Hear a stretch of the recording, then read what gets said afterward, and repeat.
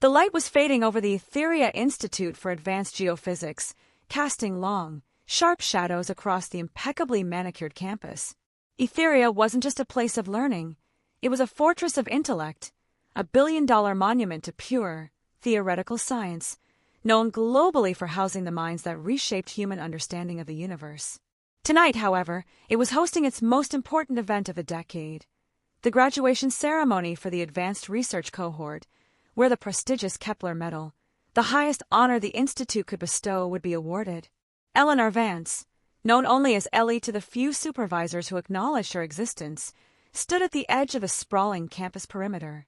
Her jacket, though clean, was thin and frayed at the cuffs, smelling faintly of the proprietary enzymatic cleaners she used to scrub the Institute's pristine laboratories during the hours the sun slept. Her hands, perpetually stained with the faint residue of industrial wax, trembled slightly as she clutched a dog-eared, cream-colored invitation, a stark, formal document that felt impossibly heavy in her grasp. Inside the Etheria Hall, her son, Julian Vance, was preparing to walk across the stage. Ellie hadn't been to the side of the campus in 8 years, not since the day her husband, a brilliant but tragically forgotten physicist named Alaric, had died mysteriously in a lab accident right here on the grounds. She was strictly relegated to the East Wing service entrance, entering only after 11 p.m. and vanishing before 5 a.m. She was a fixture of the night, a human machine whose utility was measured solely by the absence of dust motes. Now at 6:15 p.m., surrounded by polished sedans and families in tailored silk, her presence was a fundamental glitch in the Institute's flawless, expensive aesthetic. She took a deep, shaky breath, the air here rich with the scent of pine and privilege. She looked down at her work boots, heavy and sensible, designed for traction on slick lab floors, not for walking on the delicate pavers leading to the Grand Hall. She had saved for 3 months just to take the single day off, a day she knew, with crushing certainty, she couldn't miss. Julian, her J-boy, the boy she raised on microwave meals and whispered science lessons after her double shifts, was not just graduating, he was receiving the Kepler Medal, an honor only given to one outstanding researcher per generation. The closer she got to the entrance, the tighter the pressure became in her chest. She saw the guards, 2 figures, crisp in dark uniforms, standing at the mouth of the Grand Plaza where the final security checkpoint was established. One, Agent Kevin, was young, his face taut with a zealous adherence to protocol. The other, Agent Thorne, was older, his expression permanently molded into a mask of exhaustion and contempt for anyone who didn't carry a PhD or a title. Ellie walked forward, her footsteps unnaturally loud on the silent pavement. As she approached the checkpoint, her invisibility cloak, the psychological barrier the elite erect around the service class, failed instantly.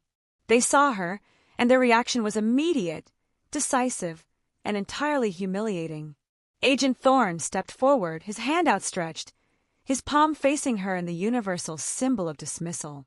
"Ma'am, stop right there," Agent Thorne commanded, his voice sharp and professionally bored. "This area is restricted to approved guests and faculty only. Staff entrance is at the service gate, 3 blocks east. You're violating established access protocol." His eyes, cold and practiced, swept over her uniform, lingered on her faded shoes, and instantly dismissed her. Ellie held up the invitation, her hand trembling so violently the thick paper rattled. "Sir, I have an invitation. For Julian Vance. He is my son. I'm his guest." Agent Thorne took the invitation, his fingers barely brushing hers, handling the paper as if it might carry a contagion. He glanced at the document, then back at Ellie, his face tightening into a sneer of professional skepticism. "Guest of Julian Vance. And your ID, ma'am?" he asked, the sarcasm heavy on the word ma'am. "We need a photo ID to confirm identity against the registered guest list. We have a strict security mandate for this ceremony." Ellie's heart sank, a sickening, familiar plunge. Her state ID was lost during a move 3 years ago. The bureaucracy of the replacement process had been an endless, humiliating loop of waiting rooms and impossible documents. She had nothing but the invitation, the love for her son, and the single, secret item she carried. She reached into the pocket of her frayed jacket and pulled out a small, tarnished silver disc, no bigger than a 50-cent coin. It was her most guarded possession, a gift from her husband before he died. "I don't have an ID," she whispered, her voice barely audible over the distant, muffled sound of the brass band tuning up inside the Etheria Hall. "But please, I just want to sit in the very back, in the shadows. I won't speak. I won't cause trouble. I just need to see him cross that stage. This is all I have." She lifted the silver disc, its surface etched with a series of tiny, impossibly intricate symbols and angular lines. "This is the only proof I have of who I am, the only thing he left me." Agent Thorne, disgusted, shoved the invitation back into her hand. He didn't even look at the disc. He looked at the growing line of perfectly dressed families behind Ellie, their impatience a palpable, aggressive pressure. "This is a high-security event, ma'am. Protocol is absolute. No ID, no entry. And we don't accept trinkets as proof of identity. Now, I suggest you move along before I have to call campus security to escort you off the premises. You're embarrassing the other guests." His voice was cold, final, an absolute rejection that felt less like a security measure and more like a cruel, personal judgment. The refusal was a physical blow, yet Ellie couldn't move.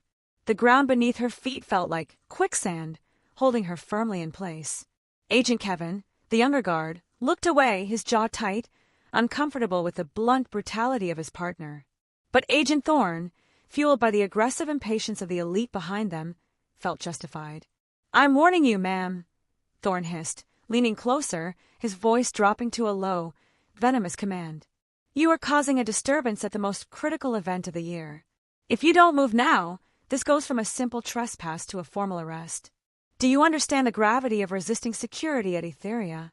Ellie felt the shame burning her cheeks, but the thought of missing Julian's moment, the moment he crossed the threshold from the world of the invisible to the world of the powerful, was a pain far greater than humiliation. She held the silver disc up again, her hands shaking, pleading with the system personified by the man in front of her. "Sir, please. This symbol. This is the key. Look closely. My husband was a researcher here. This is his final work. This is everything." Agent Thorne finally took the disc, snatching it roughly from her fingers. He held it up to the waning light, examining the complex, intricate pattern etched onto the tarnished silver. It was a dizzying array of curves and symbols that looked like an impossible fusion of ancient geometry and cutting-edge physics, a hand-drawn formula that seemed to defy the simple, industrial reality of Ellie's life. He sneered, a look of profound, contemptuous dismissal settling on his face. "A researcher, you say?" Thorne scoffed, turning the disc over and back again. "Ma'am, this looks like the kind of meaningless scribble they clean out of the waste bins in the graduate research annex. This is not proof. It's a trinket. You are trespassing, and you are not welcome here." He held the disc between his thumb and forefinger, ready to toss it into the nearby waste receptacle, ready to dispose of Ellie's last shred of dignity. At that exact moment, inside the grand hall, the ceremony began. The amplified sound of the Etheria Overture, a dramatic, complex piece of music, swept across the plaza, washing over Ellie and the guards.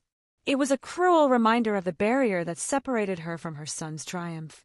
Behind the stage, completely unaware of the standoff unfolding outside, Dr. Alastair Finch, the Institute's head of operations and the man whose signature was on Ellie's monthly cleaning schedule, paced with nervous energy. He was reviewing the ceremony notes, focusing entirely on the legacy of the Kepler Medal, an award created by one of the Institute's brilliant but doomed co-founders, Alaric Vance, who tragically died before seeing his foundational theory published. Finch felt a brief, unsettling anxiety. The Institute was still struggling to crack a specific, foundational problem in Alaric Vance's legacy, a missing piece of the Etheria theory. This missing component, known only internally as the Etheria cipher, was the subject of endless, expensive, and frustrating research. Dr. Finch was completely ignorant that the solution to his multi-million-dollar problem, the key to the entire Etheria theory, was currently being dismissed as scribble and threatened with a trash bin by a contemptuous security guard just outside the auditorium doors. Agent Thorne, his patience finally snapping, reached for his radio. "I'm initiating a formal trespass removal," he announced to Ellie, his eyes cold and hard. "You have forced my hand. You need to leave now." He reached out, his hand wrapping around Ellie's elbow, prepared to physically drag her away from the entrance. "No!" Ellie cried out, her voice raw, fueled by years of silent sacrifice and the absolute certainty that this single moment mattered more than her own safety. She twisted away from his grasp, accidentally knocking the silver disc out of his hand.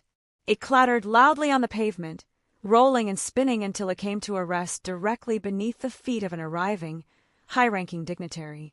The sudden clash of her desperate cry against the pomp of the Etheria overture created a shockwave of silence that demanded attention, just as the most important figure in the Institute stepped onto the plaza. The dignitary who had just arrived was Dr. Vivian Sue, the director of the Etheria Institute and one of the world's preeminent theoretical physicists. She was a woman of immense power, with a reputation for both scientific genius and uncompromising moral clarity. Her presence, always formidable, instantly froze the rising conflict. She was walking quickly, focused entirely on getting to her seat of honor on the stage, where the Kepler medal ceremony was about to commence.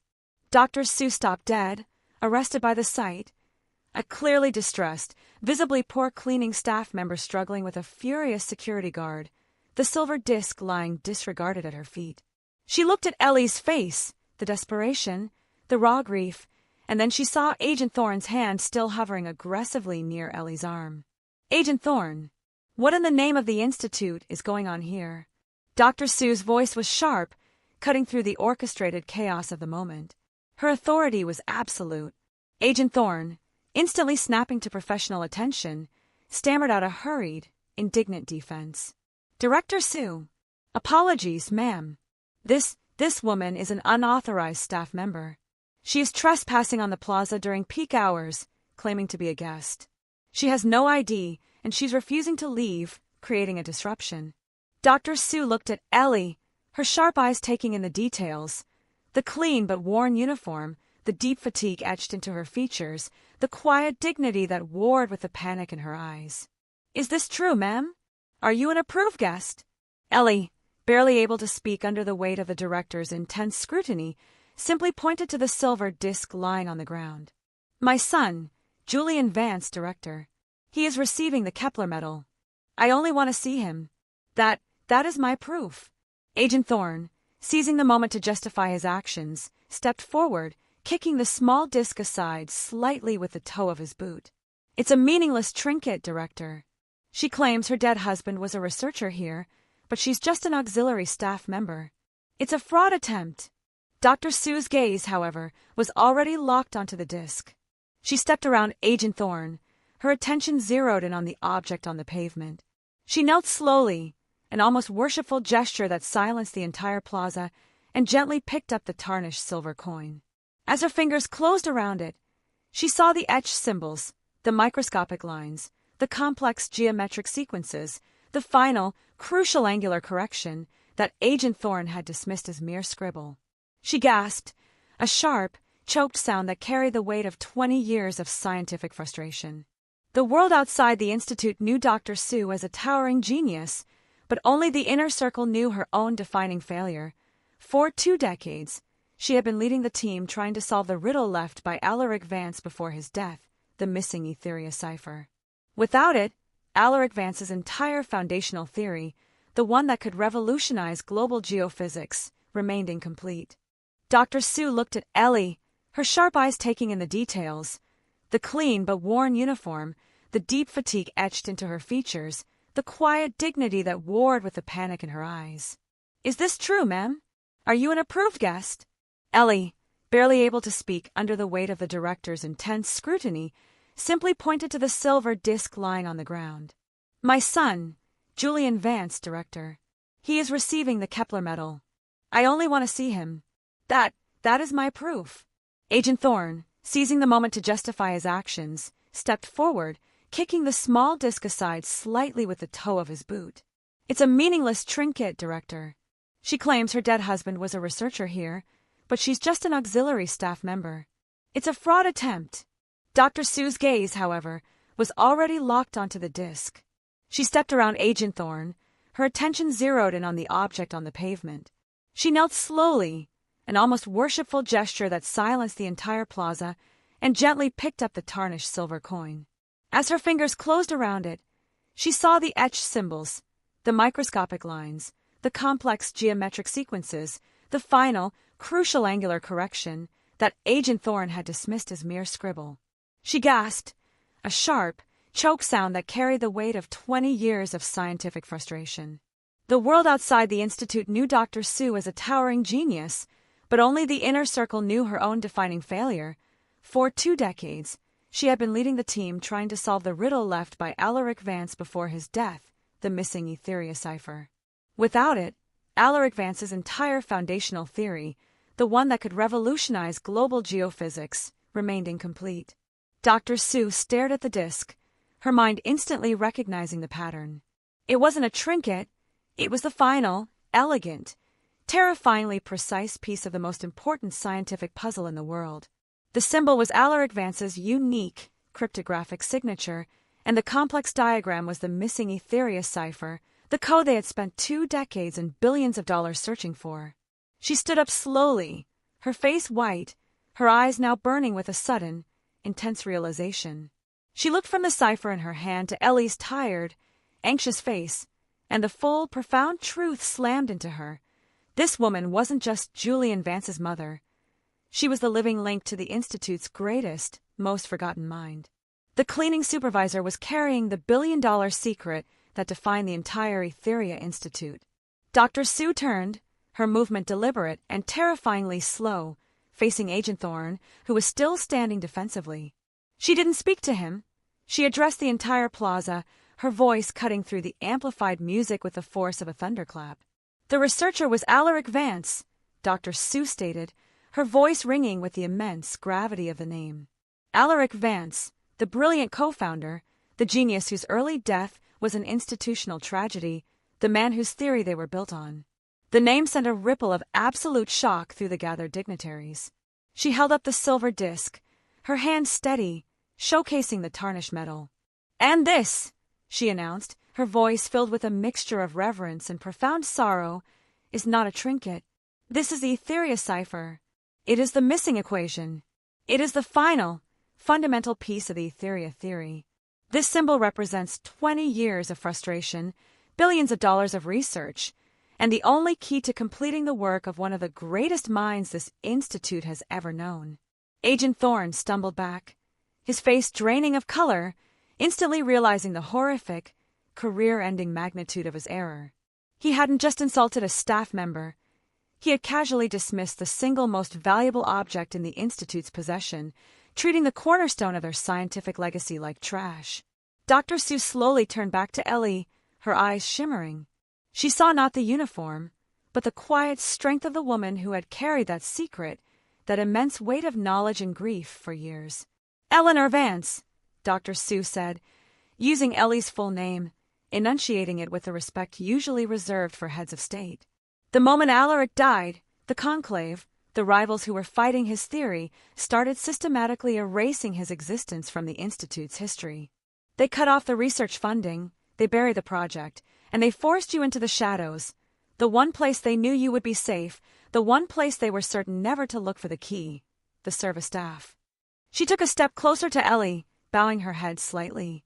"You didn't just clean the floors of Etheria, Mrs. Vance. You safeguarded its foundation.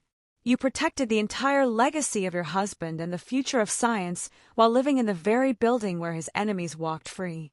Your uniform was not a badge of worthlessness. It was the most effective armor ever conceived." At that moment, the ceremony inside reached its crescendo. The narrator's voice boomed over the speakers, preparing to announce the Kepler Medal winner. Dr. Sue seized the microphone from an adjacent podium.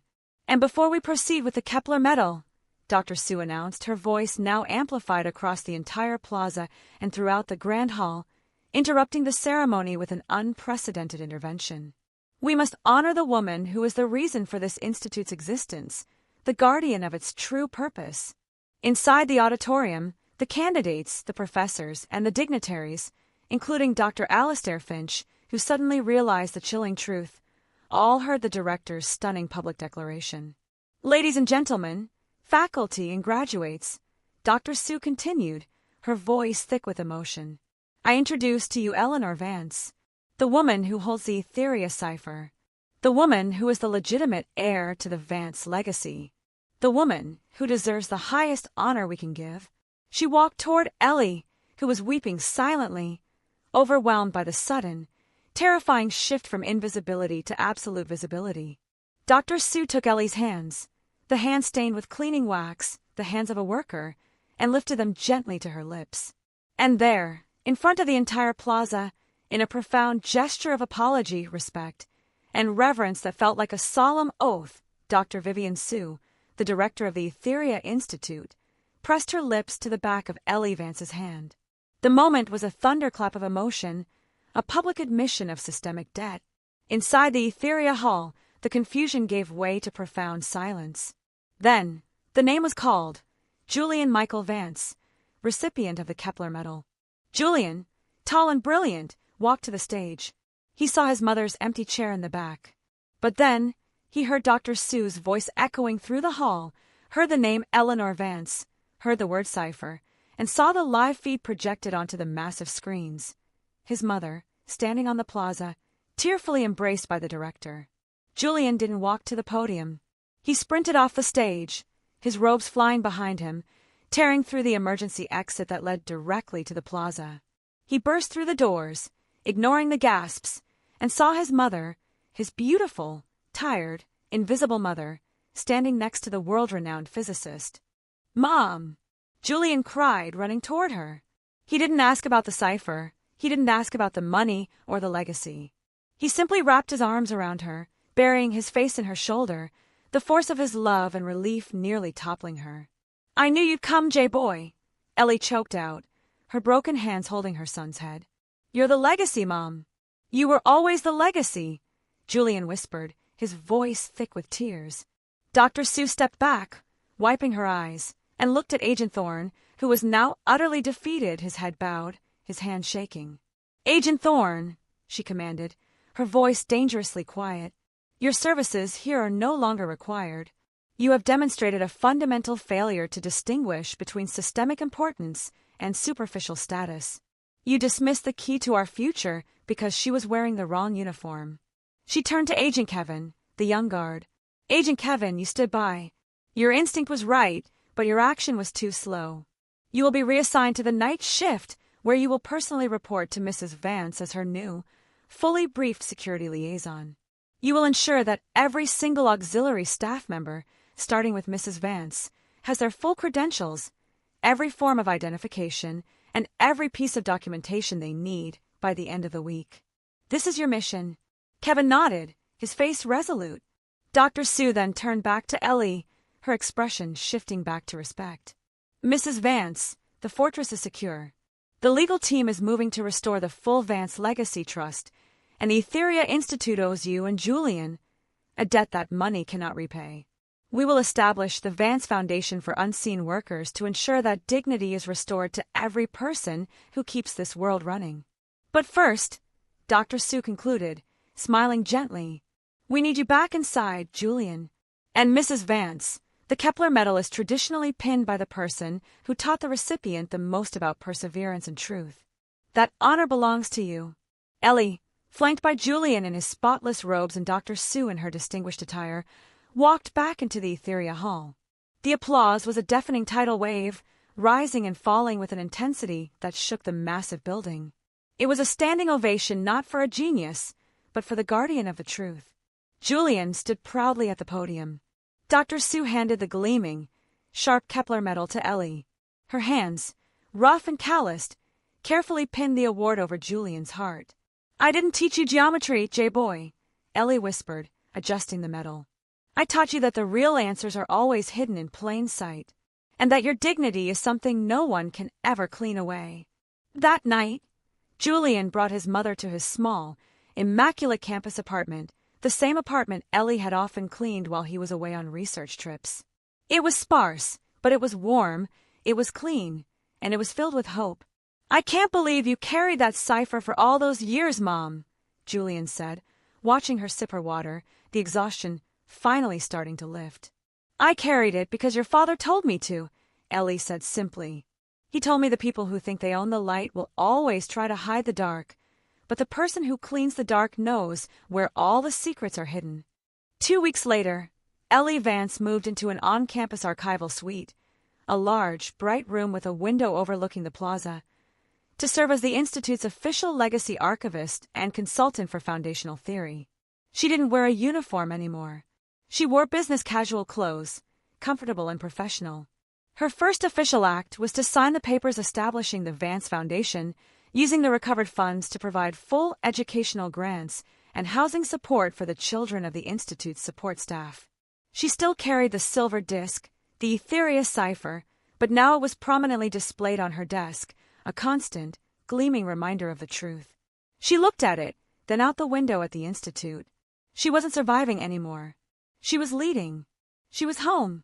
The system that tried to erase her had been forced to kneel and acknowledge the profound, unyielding power of the woman who knew the tower's secrets, not because she built the theories, but because she cleaned the evidence. Did the moment Dr. Sue recognized the cipher and honored Ellie by kissing her hand hit you in the heart? The true power isn't in the titles we wear, but the dignity we carry.